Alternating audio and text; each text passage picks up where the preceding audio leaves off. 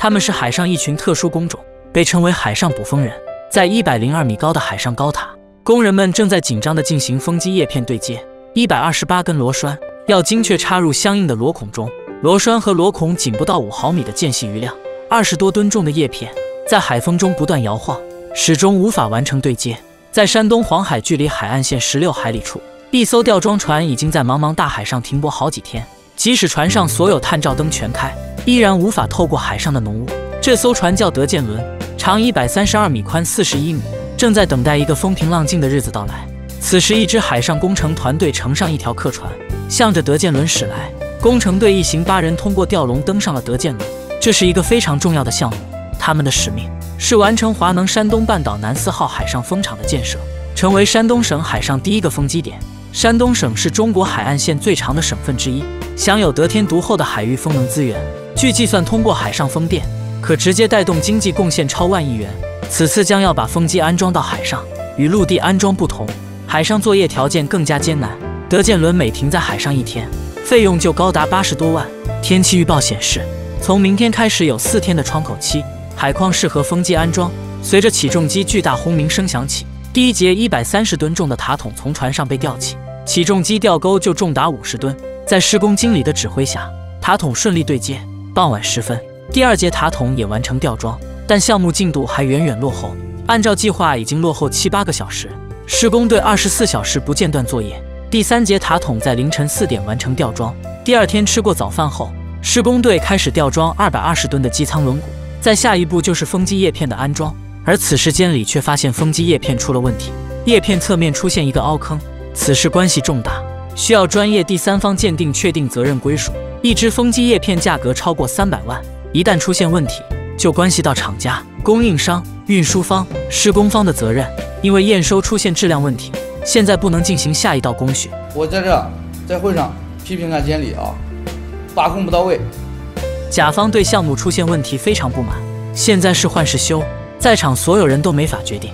如果要把整套叶片都运回去，需要调动专业的大型船舶，费用高达近100万，各方都不愿承担这个费用。施工方想要将就使用，但甲方却不同意。叶片的外壳是玻璃钢材质，极其脆弱，如果叶片内部结构损坏，一旦投入使用很可能断裂。为了确认叶片的损伤程度，施工方请来了供应商技术人员查看内部损坏情况。待的时间不能太长吗？反正就看一下，马上就出了。最终确定叶片不能安全使用。为了保证在窗口期内完成吊装，项目负责人拍板重新调一只叶片过来。傍晚时分，叶片就抵达德建轮。施工队开始将专业吊装工具挂在叶片上，准备连夜施工。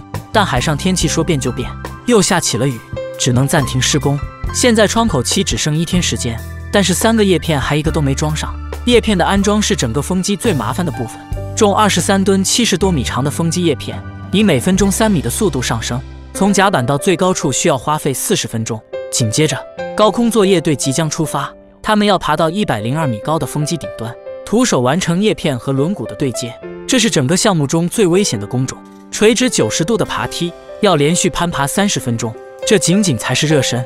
抵达机舱，在叶片吊上来之前，安装工人可以得到片刻的休息。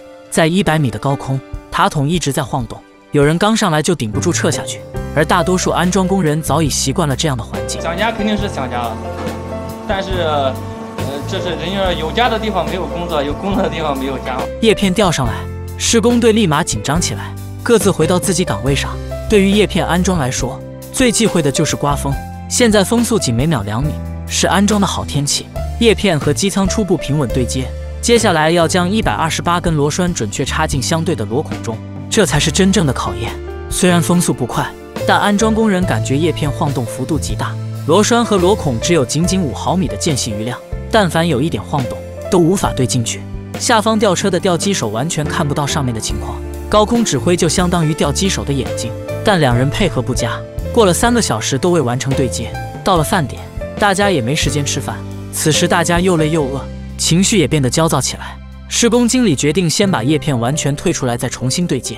5个多小时过去了，此时海上的云雾降下，再晚些又要变天了，风速越来越快，能见度越来越低。在这紧急关头，叶片对接终于迎来了转机，螺栓顺利进入螺孔。